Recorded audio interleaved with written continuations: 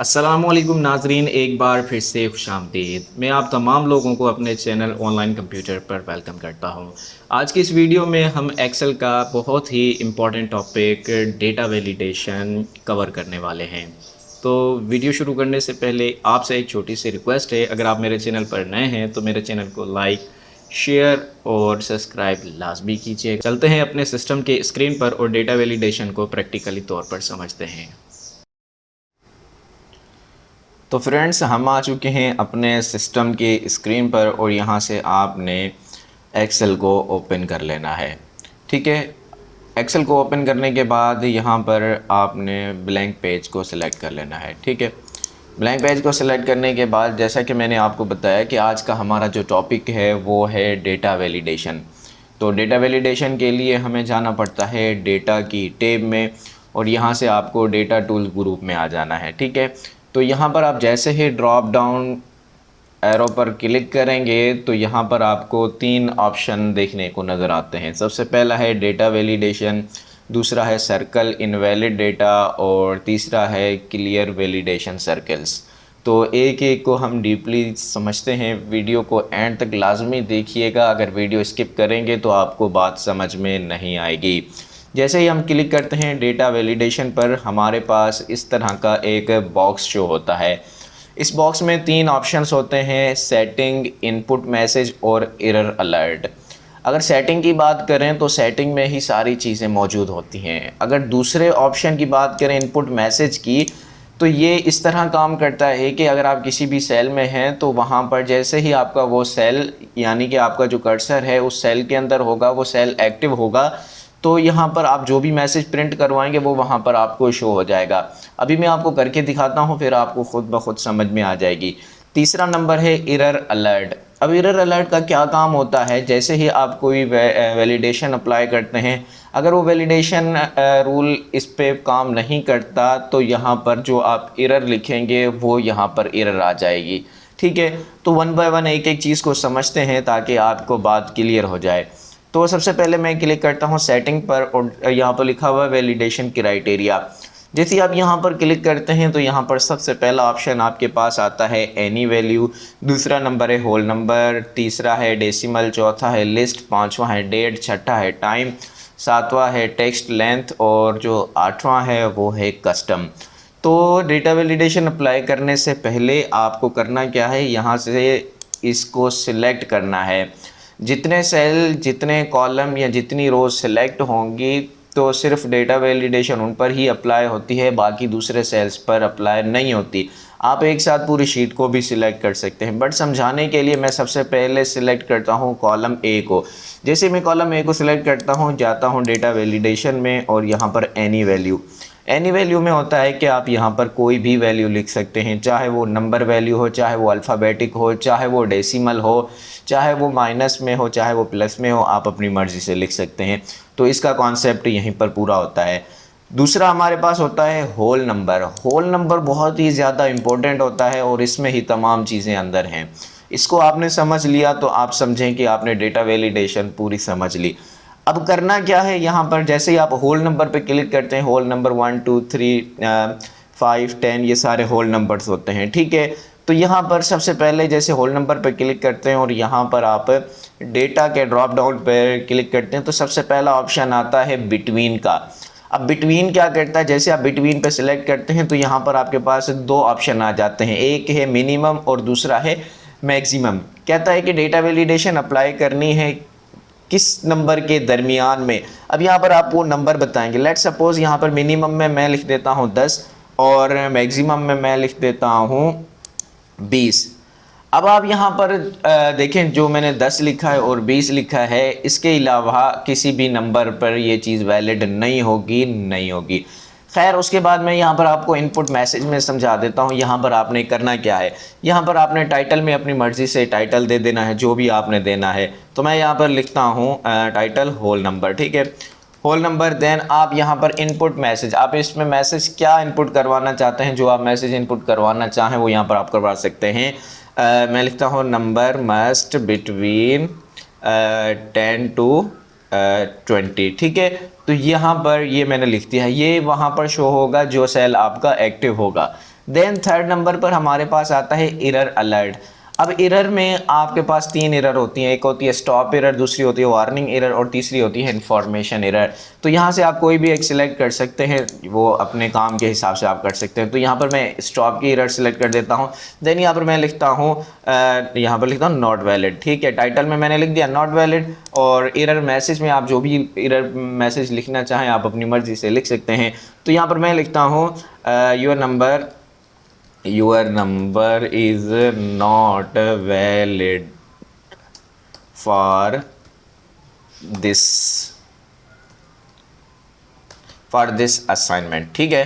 मैंने उसमें लिखा है कि your number is not valid for this assignment, ठीक है। तो उसका नंबर जो है वो कंप्लीट नहीं होगा, या छोटा या बड़ा होगा तो वो यहाँ पर काम नहीं करेगा। अब तीनों चीज़ें मैंने आपको समझा दी हैं। जैसे ही आप यहाँ पर ओके पर क्लिक करते हैं तो अब आप सबसे पहले तो ये देखें, जैसे ही आप ए सेल पे ए कॉलम के किसी भी सेल पर होते हैं तो यहाँ पर आपको क्या शो हो रहा है। सबसे पहले आपको यहाँ पर वो ये जो हमने हेडिंग लगाई थी तो ये हमारे पास शो हो रही है। आप किसी भी सेल में जाएंगे ना आपको वहाँ पर यही शो होती रहेगी। तो ये भी लगाना चाहें तो आपकी मर्ज़ी है, ये भी लगा सकते हैं। अगर कोई काम करने वाला बंदा इसको देखेगा तो वो ईज़िली इसको समझ सकता है। खैर दूसरे नंबर में हमने क्या किया था, 10 और 20 के दरमियान में सिर्फ हमारा जो डेटा वैलिडेशन है वो काम करेगी। खैर अब जैसे ही आप 10 प्रेस करते हैं और एंटर का बटन दबाते हैं तो 10 जो है वो यहाँ पर एक्सेप्ट होता है। लेकिन जब आप यहाँ पर लिखते हैं ना 9 तो 9 नॉट एक्सेप्टेबल है। अब यहाँ पर आपके पास एरर भी आ गई है, जो मैंने वहाँ पर एरर प्रिंट करवाई थी। ऊपर क्या लिखा हुआ है, नॉट वैलिड। देन यहाँ पर नीचे डिस्क्रिप्शन में क्या लिखा हुआ है, your number is not valid for this assignment. तो इस तरह से आप कोई भी नंबर जो है वो इस तरह करवा सकते हैं। अब लेट सपोज मैं यहाँ पे 11 लिखता हूँ, 11 एक्सेप्ट है, 12 13 ये सारे नंबर जो होते हैं वो सारे एक्सेप्ट होते हैं। लेकिन अगर आप यहाँ पर लिखेंगे ना 20 लिखेंगे वो भी एक्सेप्टेबल है। लेकिन जब आप लिखते हैं ना 21 तो 21 यहाँ पर एक्सेप्टेबल नहीं है। तो आई होप कि आपको बिटवीन का समझ में आ गया होगा कि जो नंबर दरमियान में होगा सिर्फ वही एक्सेप्ट होगा, अदरवाइज दूसरा नंबर एक्सेप्ट नहीं होगा। खैर अभी चलते हैं हम दूसरे नंबर ऑप्शन में। यहाँ से मैं बी कॉलम को सिलेक्ट कर लेता हूँ। सिलेक्ट करने के बाद अब चलते हैं दोबारा डेटा वैलिडेशन में, देन सेटिंग में, सेटिंग के बाद होल नंबर, और यहाँ पर दूसरा नंबर है। अब दूसरा है नॉट बिटवीन। अब देखिए वो था बिटवीन, ये है नॉट बिटवीन, ये भी सेम ही काम करता है। लेट सपोज यहाँ पर मैंने 10 लिख दिया तो यहाँ पर मैंने 20 लिख दिया। अब ये कह रहा है कि 10 और 20 के जो दरमियान में नंबर होंगे वो एक्सेप्टेबल नहीं होंगे, अदरवाइज जो बाकी होंगे वो सारे एक्सेप्टेबल हैं। तो ये उसका यानी समझें कि ये उसका उलट है, अपोजिट है। खैर मैं यहाँ पर कोई इनपुट मैसेज नहीं करवाता, कोई एरर अलर्ट जो है ना वो प्रिंट नहीं करवाता, क्योंकि मैंने पहले ही आपको समझा दिया है। इस तरह से आप अपना जो है वो एरर अलर्ट और इनपुट मैसेज करवा सकते हैं। उसके बाद जैसे ही मैं 10 और 20 लिखता हूँ देन यहाँ से मैं करूँगा इसको ओके। अब आप यहाँ पर देखिएगा, जैसे ही मैं यहाँ पर 10 लिखता हूँ तो 10 भी एक्सेप्टेबल नहीं है, क्योंकि 10 और 20 की बात हो रही है। तो इसका मतलब है 11 और 19 तक, सॉरी 10 और 20 की बात हो रही है, तो 10 से लेकर वो जो है वो उसको इंक्लूड कर रहा है। तो यहाँ पर आप जब आप 10 के अलावा कोई नंबर लिखेंगे, लेट्स सपोज 11 लिखेंगे, वो भी एक्सेप्टेबल नहीं है। तो यहाँ पर अगर हम लिखते हैं ना 9, तो जैसे ही 9 लिखा वो एक्सेप्टेबल है, और 20 भी एक्सेप्टेबल नहीं है। तो यहाँ पर कौन सा एक्सेप्टेबल है, यहाँ पर है 19, सॉरी 19 भी नहीं है। तो 20 से बड़ा जो नंबर होगा वो एक्सेप्टेबल होगा। तो 10 और 20 की बात की तो इससे जो छोटा नंबर होगा वो एक्सेप्टेबल है, और इससे बड़ा जो होगा वो एक्सेप्टेबल है, बाकी एक्सेप्टेबल नहीं है। चलते हैं नेक्स्ट सी कॉलम में, और यहाँ से डेटा वैलिडेशन। दोबारा चलते हैं सेटिंग में, और यहाँ से समझते हैं होल नंबर। होल नंबर में तीसरा है इक्वल टू।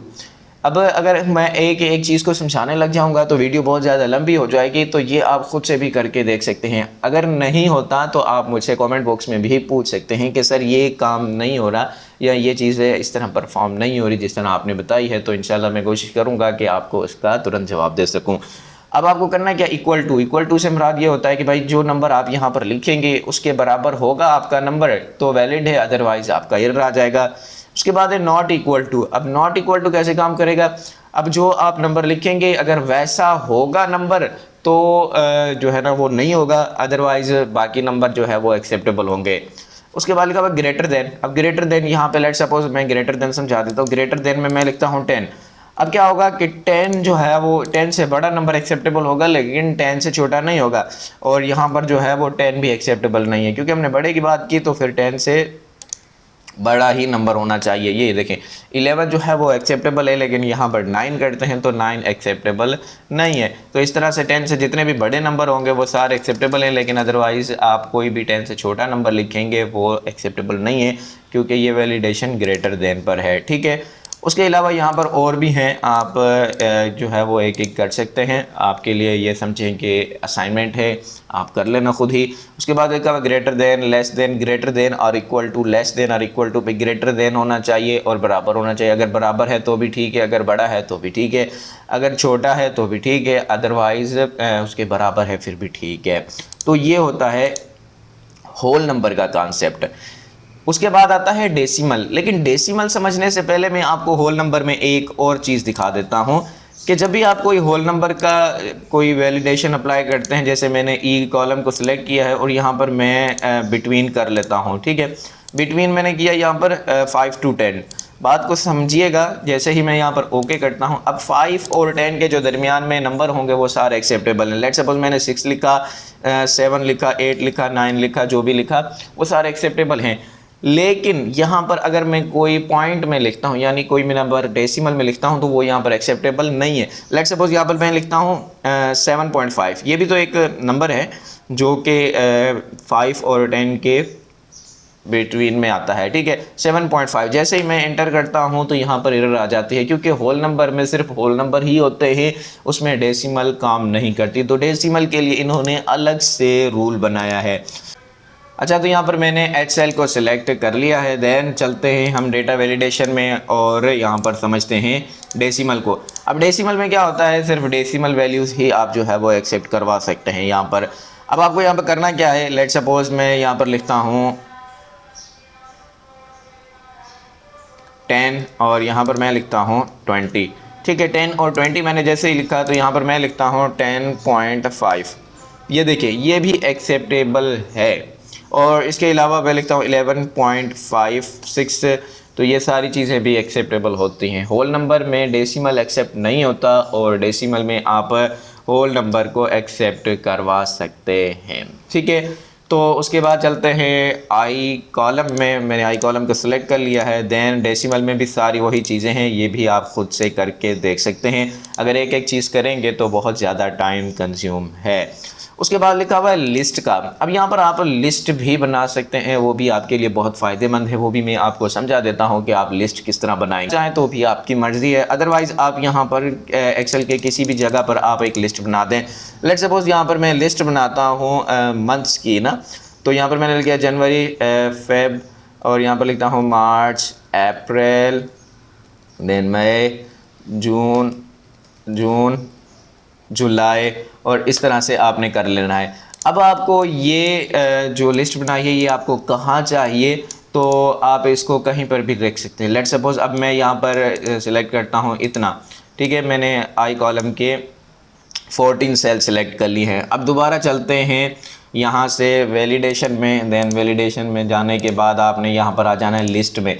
जैसे आप लिस्ट आएंगे तो मैंने आपको जैसे पहले बताया कि यहाँ पर आप जो है वो लिख भी सकते हैं, अदरवाइज़ जो आपने लिखा हुआ है उसको भी यहाँ पर सिलेक्ट करवा सकते हैं। तो मैंने जो लिखा था मैंने वो सारा सिलेक्ट करवा लिया है। देन जैसे ही आप यहाँ पर ओके का बटन प्रेस करते हैं तो यहाँ पर आप देखें यहाँ पर आपके पास एक ड्रॉप डाउन मेन्यू बन गया है।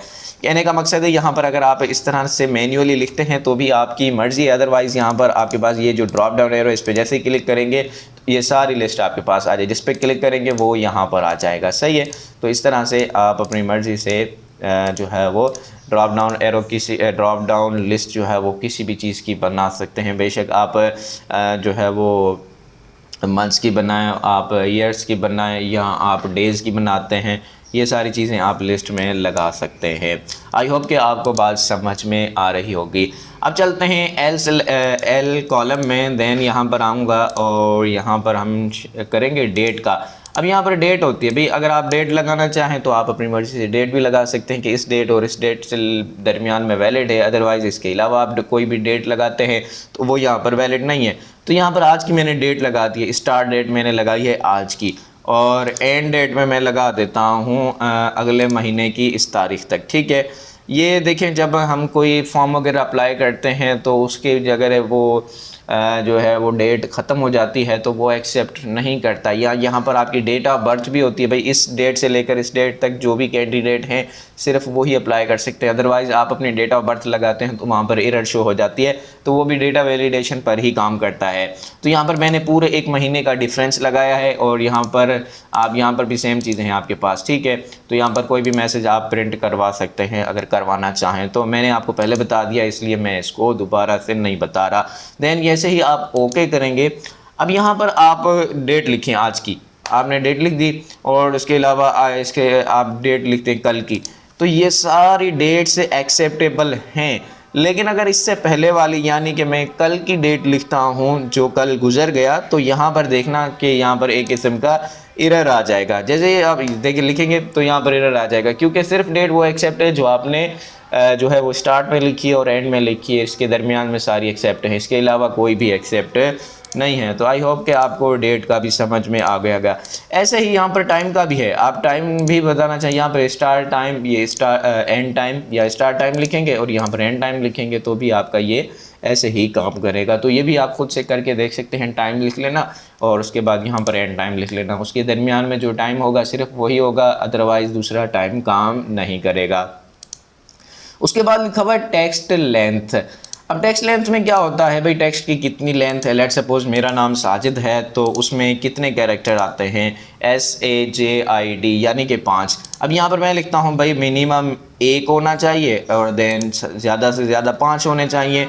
भाई मैंने यहाँ पर लिख दिया 1 और 5। जैसे आप यहाँ पर क्लिक करते हैं तो यहाँ पर मैं लिखता हूँ SA। जैसे मैंने लिखा SA एक्सेप्टेबल है क्योंकि ये 2 है। अगर मैं यहाँ पर लिखता हूँ SAJID, ये 5 हैं तो ये भी एक्सेप्टेबल है। अदरवाइज़ दूसरा मैं लिखता हूँ यहाँ पर लेट सपोज मैं लिखता हूँ कोई ऐसा बड़ा नाम हो जो लिखता हूँ, यहाँ पर मैं लिखता हूँ ज़ुल्करनैन, ZULQAIRNAIN। अब ज़ुल्करनैन कितना बड़ा नाम है, अगर मैं यहाँ पर जैसे इंटर करूँगा तो भाई वो कहता है कि आपकी टेक्स्ट लेंथ इतनी है ही नहीं। तो जितनी आप टेक्स्ट लेंथ बताएंगे सिर्फ और सिर्फ उतना ही काम करेगा, इससे ज़्यादा भी काम नहीं करेगा और इससे कम भी काम नहीं करेगा। आई होप कि आपको टेक्स्ट लेंथ भी समझ में आ गई होगी। उसके बाद आई थिंक कि हमारे पास जो लास्ट ऑप्शन है वो है कस्टम। कस्टम में होता है कि आप अपनी मर्ज़ी से कोई भी वैलिडेशन बनाना चाहें तो वो भी आप इजीली बना सकते हैं। अब आपने अपनी कस्टम कौन बनानी है, लेट सपोज मैं कोई ऐसी बना देता हूं जिसमें आपको समझ में आ जाए। अब मैंने यहाँ पर ओ का पूरा कॉलम सेलेक्ट किया है और मैं यहाँ पर हमारे पास एक फार्मूला होता है जिसका नाम है इज़ टेक्स्ट, यानी कि अगर सेल के अंदर टेक्स्ट होगा तो एक्सेप्टेबल होगा, अदरवाइज टेक्स्ट के अंदर जो है वो टेक्स्ट नहीं होगा सेल के अंदर तो एक्सेप्ट नहीं होगा। नंबर होगा, डेट होगी और ऐसा कुछ होगा तो वो एक्सेप्ट नहीं करेगा। तो यहाँ पर मैं लिखता हूँ इज़ द टेक्स्ट TEXT, ठीक है। यहाँ पर आप अपनी मर्जी से कोई भी बना सकते हैं। अब यहाँ पर आपको अपना सेल का जो है वो रेफरेंस देना पड़ेगा कि आपका सेल कौन सा है। मेरा है सेल O1, यहाँ पर मैंने O1 का रेफरेंस दे दिया है। अब यहाँ पर मैंने लिखा is equal is the text O1, ठीक है। अब यहाँ पर मैं यहाँ पर मैसेज प्रिंट करवा देता हूँ। मैं यहाँ पर लिखूँगा ओनली टेक्स्ट प्लीज़। तो यहाँ पर मैंने लिखा है ओनली टेक्स्ट प्लीज़, तो यहाँ पर ओके करूँगा। तो जैसे ही यहाँ पर लेट्स सपोज सबसे पहले मैं नंबर लिख के दिखाता हूँ आपको कि भाई इसमें नंबर एक्सेप्ट नहीं होता। यहाँ पर ओनली टेक्स्ट प्लीज़ यानी आप सिर्फ और सिर्फ टेक्स्ट ही इसमें यूज़ कर सकते हैं। अदरवाइज़ आप अगर कोई नंबर यूज़ करना चाहें, फॉर एग्जांपल मैं लिखता हूँ गुलजार, ठीक है। तो मैंने यहाँ पर गुलजार लिखा, जैसे इंटर किया तो ये एक्सेप्ट है।